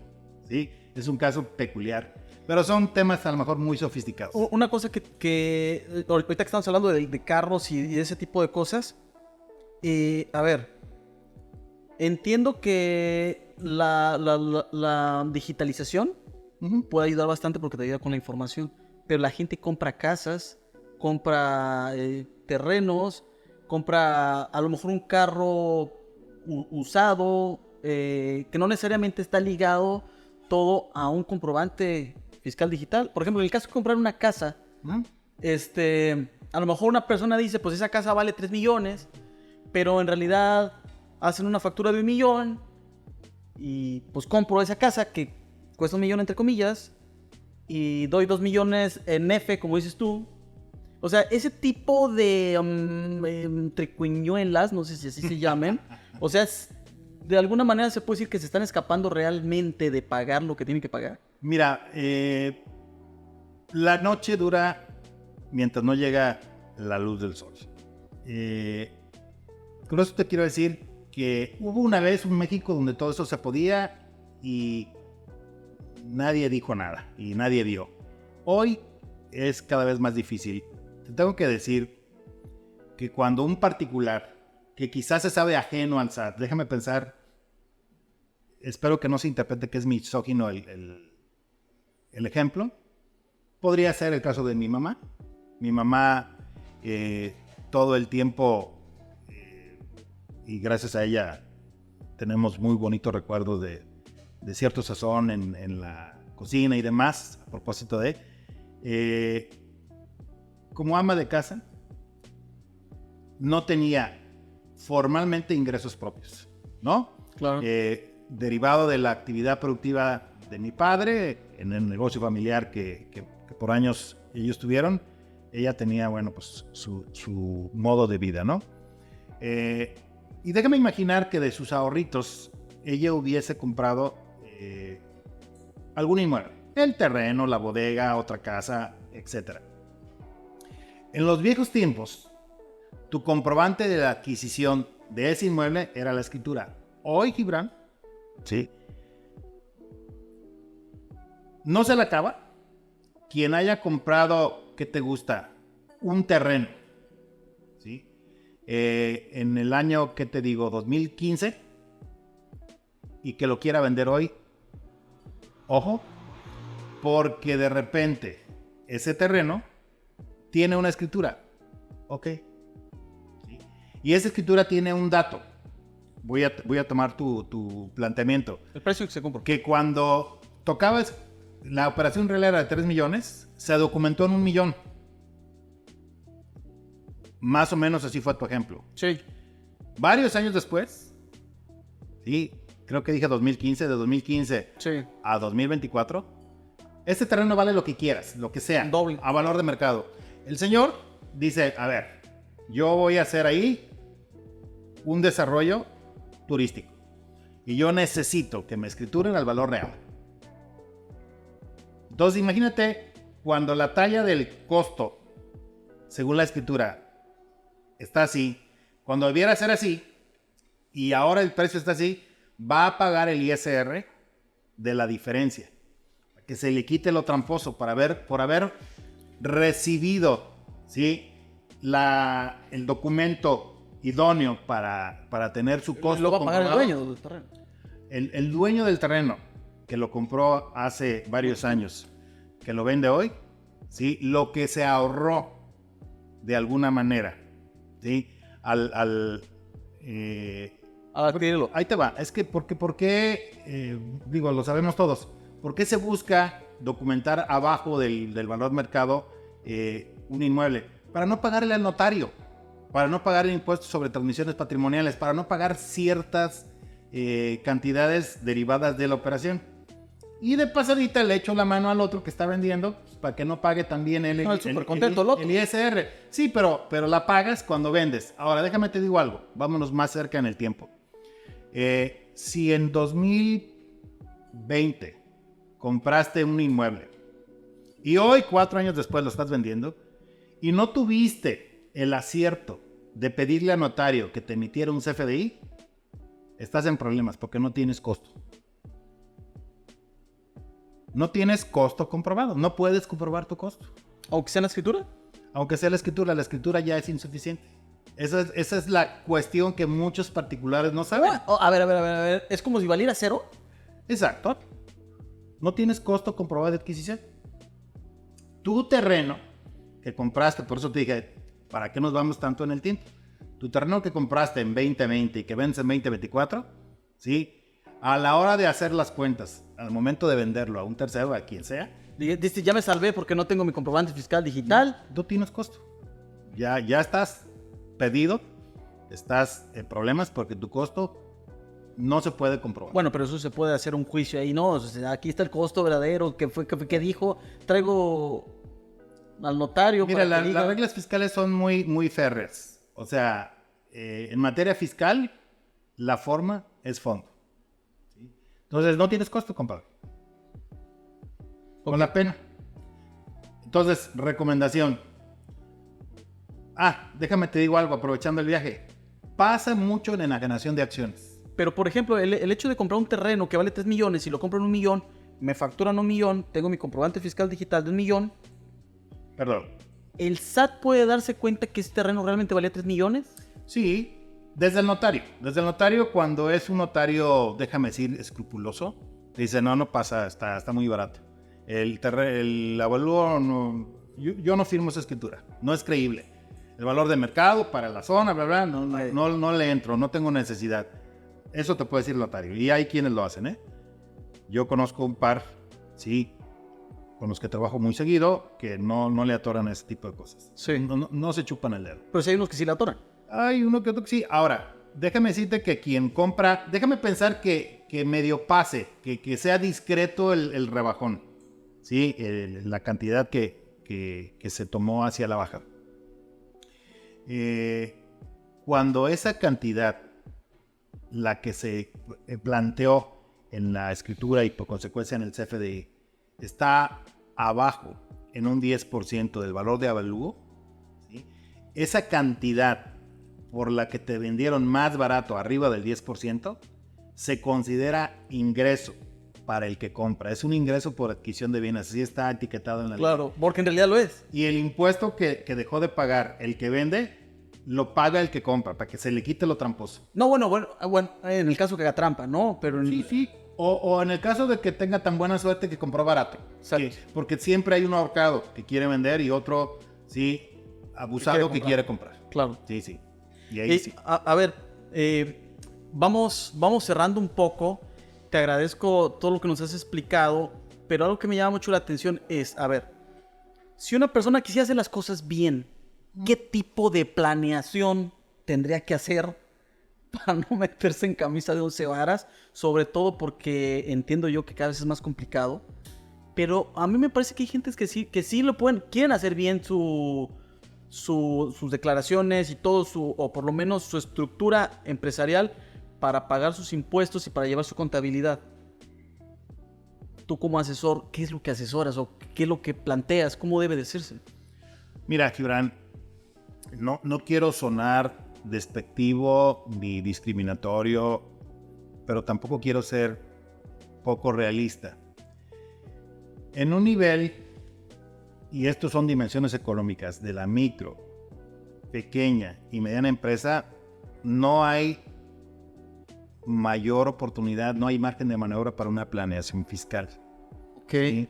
Las planeaciones fiscales que valen la pena son para empresas de mayor dimensión. O sea, Ok, pero un ejemplo de una empresa grande que puedas decir, mira, esta empresa ya es muy grande y este tipo de planeación fiscal se hace. O sea, para comprender qué es lo que haces como tal, como planeación. Mira, lo que me estás preguntando es como decirle a la Coca-Cola, oye, ¿y cómo haces que el jarabe y la fórmula para que no sepa Pepsi y no sepa Arsi Cola sea tan espectacularmente productivo y fructífero? No es fácil de plantear así. Hay que ver ciertos elementos. Pero un ejemplo, una experiencia de una empresa que digas tú, mira, te voy a platicar una que conozco, que conocí, que la verdad estuvo magistral. Se relaciona con regalías mineras, capital canadiense en nuestro país, invierte para hacer, pues, ahora sí que un superproyecto minero en el norte de nuestra República Mexicana.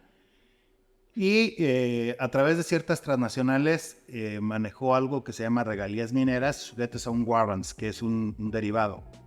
¿Sí?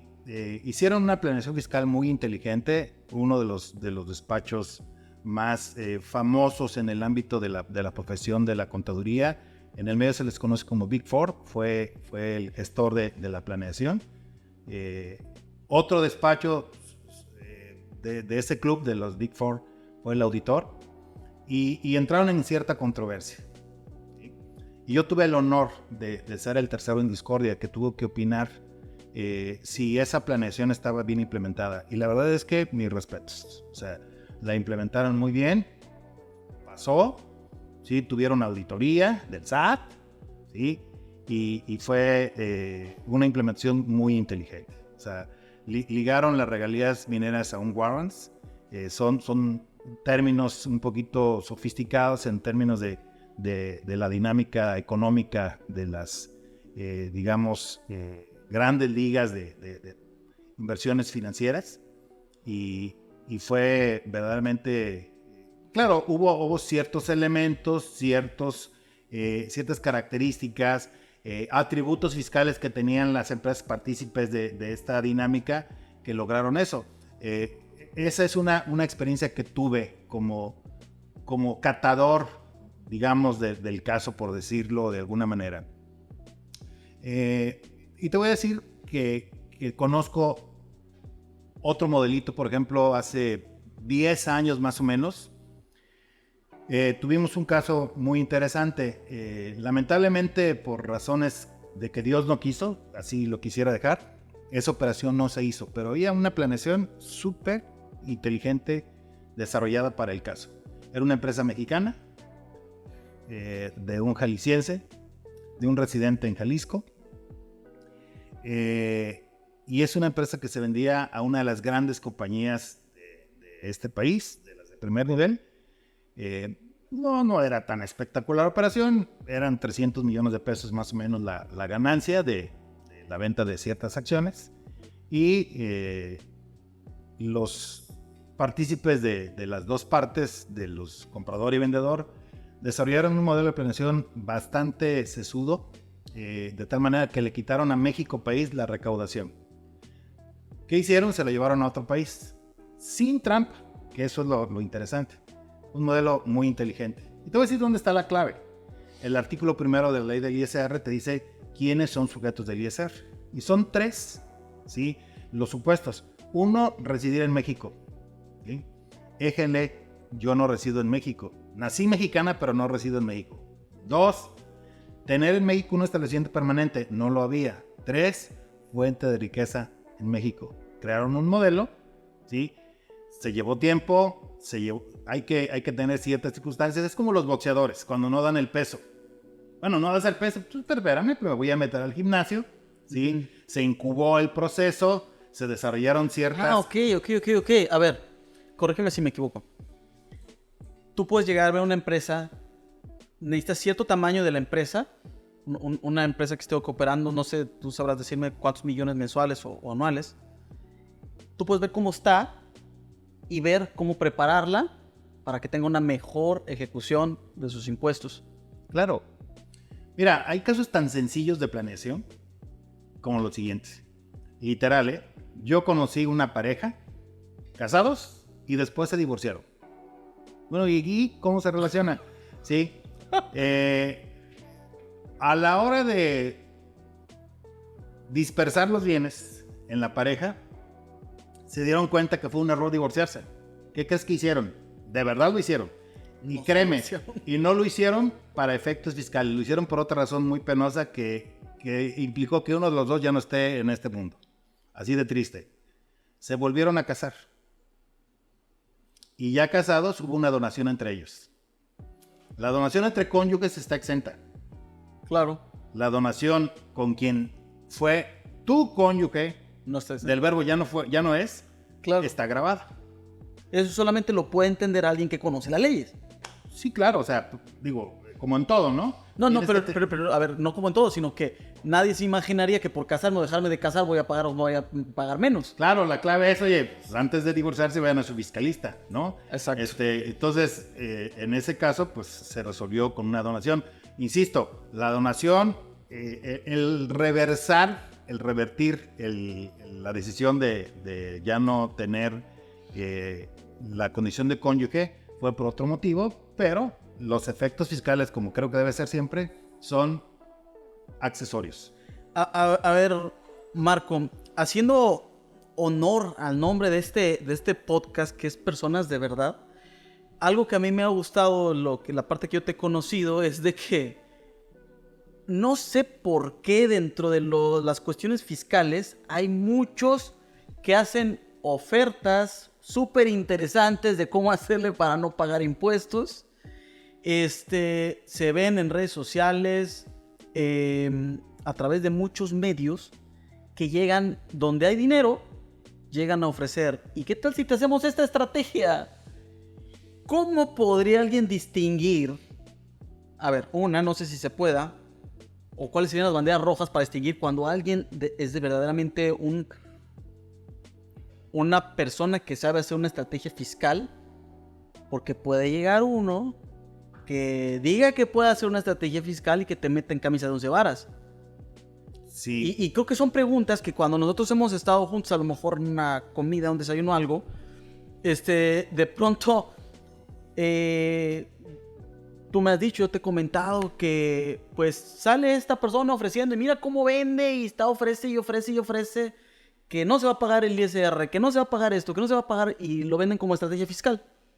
¿Cómo distingues? O cómo el empresario, cómo va a distinguir eso entre alguien que le está diciendo la verdad y alguien que no? Creo que es la cuestión más difícil para uno como empresario. Mira, haces una pregunta muy interesante. Yo te puedo decir que justo parte de lo que planteabas. Un fiscalista genuino no sale a vender, y menos a las redes.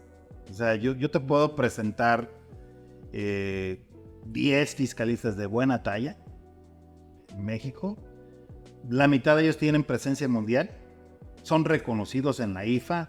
La IFA es la International Fiscal Association, ¿sí? Que jamás se publicitan. Oye, entonces, ¿cómo se conocen? ¿Figuran en el medio? ¿Escriben en revistas técnicas? ¿Tienen reconocimientos, ¿sí?, a nivel mundial de ciertas firmas de contadores y abogados? ¿Son ponentes frecuentes en seminarios, en foros? ¿Son académicos, decanos de las universidades más prestigiadas de formación de fiscal, sobre todo a nivel posgrado? Y esto simplemente, no estoy hablando, perdón, que utilice términos complicados, que son fifís y que por ser fifís ya le hicieron. No, lo que te estoy diciendo es, no tiene necesidad de salir a vender. Cuando alguien sale en las redes y dice que es Juan Camaney y que va, o sea, una planeación empaquetada huele mal. Okay. Es como si tú vas con el médico y apenas te sientas y te dice, oye, me parece operación de no sé qué. Sí, es que veo que eres hipertenso. y si no vas para diabético, no estoy diciendo a ti, estoy inventando al azar, ¿sí? Y ¿sabes qué? Se nota que tu digestión está para el perro. O sea, espérame. O sea, primero conóceme, ¿no? Escucha, aunque sea, percibe mi aliento y, a ver, pídeme placas, pídeme o sea, tiene que conocerte, que analizar, o sea, pero de veras, el que vende, primero el que vende es mal síntoma. Segundo, ¿sí? Lo que te vende algo empaquetado. Okay. Y te voy a poner un ejemplo más sensible de los últimos años, el outsourcing. Pero por favor, si tienes 300 empleados y les pagas por nómina y todos se los pagas directo, no, mira, con esta etiquetita bonita y esta, y este modelo y nuestras empresas vas a pagar la tercera parte. Y si no, o sea, a lo que te incitaban es a evadir el impuesto, no a ahorrar. Hacían una outsourcing. Sí, o sea, por fortuna las reformas más recientes en el tema lograron combatir muy eficientemente los modelos, ¿cómo decirlo?, laxos, sí, de esto. Y sí, ¿no? Definitivamente. Ahora, yo siempre que hablamos del tema, y hoy no va a ser la excepción, le digo al empresario para que pueda tener algo conciso. Yo le llamo la prueba del ácido de la planeación fiscal, que tiene 5 pasos. Ahí te van. Número 1, que el que la proponga, para no calificar al sujeto, vamos a calificar lo que hizo.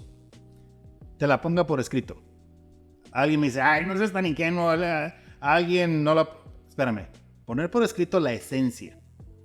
Te voy a decir por qué sí es deducible, por qué no es deducible, por qué esto no paga impuestos, por qué sí paga, por qué sí toca, por qué no toca. Claro. Ya el diseño y demás, pues eso es algo que cada quien se reserva. Sí. Sí, y depende como el ajedrez, dónde pongas el peón, dónde pongas el caballo, etcétera, es como jala o no jala. Claro, pues es Sí. el compromiso. Sí. Cuando lo ponemos por escrito. Sí, claro, convenio de confidencialidad, sí, y te pongo por escrito la esencia de los factores que van a sustentar la planeación, Ok. ¿sí? 2, muy importante, a ese nivel, como ya te dije, hay auditor. Si no hay auditor, la empresa no tiene la talla. El auditor es un contador especializado en auditoría que opina sobre la razonabilidad de los estados financieros y la, digamos, correcta determinación de las contribuciones en la parte que cayó en sus pruebas, ¿sí? Bueno, sí, que el auditor número 2 no se oponga. Si se opone es mal síntoma. Ok. Tercero, ¿y por qué lo dejo en esos niveles? Porque no es un experto. Si fuera un experto sería fiscalista y no auditor. Ok. O sea, así de simple. El chef es chef, Sí. ¿sí? No es el barman. El barman es otro, ¿no? Bueno, tercero, que el abogado que va a defender a la empresa, de preferencia que no sea socio del que hizo el planteamiento, ¿sí? Diga, sí jala, decimos en el medio, sí vuela, y yo la defendería si hubiera un contratiempo, Ok. ¿sí? Porque pues un abogado de talla, el abogado de talla no se la juega con No, tonterías. no va a salir con que... Sí, Sí se puede, pero otro. sí. Cuarto, fundamental, razón de negocios. ¿Por qué estás haciendo esto? Esta operación que se implementará en cierto tiempo, ¿qué genera de valor? ¿Qué atrae de ingresos? ¿En qué área fructifica para que sea, digamos, implementada? ¿Qué vas a ganar por Que eso? sea necesaria. Sí, no, pero además, ok, es un término muy válido, que fructifique. Digo, hay veces algo es necesario para no perder, para no Sí. desaparecer, pero, o sea, que genere valor. O sea, algo debe de tener, no nada más porque se ve bonito el papel, no nada más porque se me ocurrió. O sea, tiene que haber razón de negocios, Ok. ¿sí? Y por último, que a lo mejor debió ser la primera, puede todo esto estar estupendo, pero si el empresario dice, tengo 25 años de ser empresario y hay algo que no me checa, ya valió. El empresario tiene que estar fascinado con tu idea. Porque tiene que hacer sentido todo. Sí, tiene que decir, oye, me gusta. Oye, fíjate que yo había pensado en eso. Claro. Por ejemplo. Porque también el empresario de ese nivel no es cualquier empresario, es un empresario que ya ha recorrido cierto camino. Que ya recorrió su camino, que ya tuvo los embates de no tener para la nómina en una ocasión, etcétera, etcétera, ¿no? Una de las cuestiones que te puedo poner de ejemplo así muy sencilla de captar es cuando un empresario que ya está en la senda del retiro, del relevo generacional, le hablas de un fideicomiso, duerme más tranquilo. Sí, en su estrategia de transmisión patrimonial del relevo generacional está cuidar lo que tantos años le costó para las posteriores generaciones de su árbol genealógico, sí, y le ofreces dentro de los ingredientes de este banquete un fideicomiso que resguarde su patrimonio y que haya un gobierno corporativo que delinee por dónde va a ir, etcétera. Le late. Y si de pasadita la instrumentación de ese fideicomiso es un eslabón de una alternativa fiscal apegada a derecho, y tienes que estar convencido, Gibran, que es apegada a derecho para vivir tranquilo. Porque si no, no tiene caso. O sea, el problema en la práctica, y es un poquito lo que tú de alguna manera planteaste, o tal vez puedo decir insinuaste, es que pues hay tanto, no sé si sea hasta piropo decir merolico en internet, que te habla de fascinaciones. Recordarás que en alguna ocasión me atreví en el chat de Coparmex, del grupo de socios de Coparmex, a cuestionar. Uno de los integrantes de la comisión puso de manifiesto un TikTok donde alguien decía, yo les voy a decir cómo deducir las comidas de los restaurantes sin problema. Y yo dije, la verdad es que está vendiendo humo. Sí, no. O sea, está vendiendo espejitos. No tiene razón. Y expuse, pues, detallé las razones. No es porque yo no quiera o porque no me cayera bien el personaje que ni conozco y que prefiero no conocer. Sí, porque me pareció verdaderamente irresponsable lanzar un mensaje así para tener clientes. ¿Sí? Claro. Cuando los clientes llegan solos, si haces un trabajo serio. Sí, no tienes que salir a vender internet. ¿Sí? O sea, no. Pues bueno, no checa. me queda más que agradecerte, Marco. Siempre es un placer hablar contigo, se aprende bastante. Yo sé que este tiempo que has dedicado para este podcast, pues es un tiempo en el de que tú has puesto tu experiencia de manifiesto y sobre todo, algo que yo respeto mucho de ti, es de que no te limitas en enseñar. Obviamente hay una distancia que yo siempre te he planteado entre el lenguaje y ese es un esfuerzo para poder llegar a mayor profundidad en tu experiencia y conocimiento a todos los que puedan ver este podcast y siempre valorando que hablas con la verdad.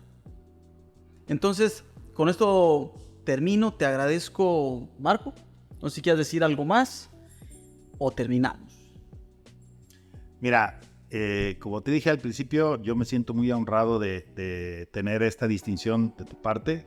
Como tú bien dices, cuando tuve ocasión de identificarte y después de irte conociendo, vi ese ímpetu, esa energía que tienes para lanzar proyectos y para, a pesar de tu corta edad, tener esa iniciativa y esa energía. Y te digo, nuevamente, te admiro y agradezco enormemente que me des este lugar, que me permitas compartir este espacio en este proyecto que tienes y bueno, que me des la oportunidad de tratar lo único que yo podría tratar ante un micrófono, ¿no?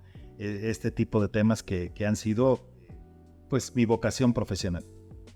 Así que, nuevamente, gracias. Bueno, pues, con esto terminamos, amigos. Gracias por escuchar este podcast, Personas de Verdad, donde tratamos de encontrar la autenticidad, tratamos de encontrar aquello que es la verdad y ver la verdad en su belleza.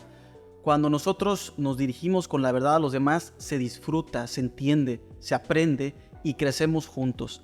Espero que les haya gustado. Nos veremos en el siguiente capítulo. Gracias.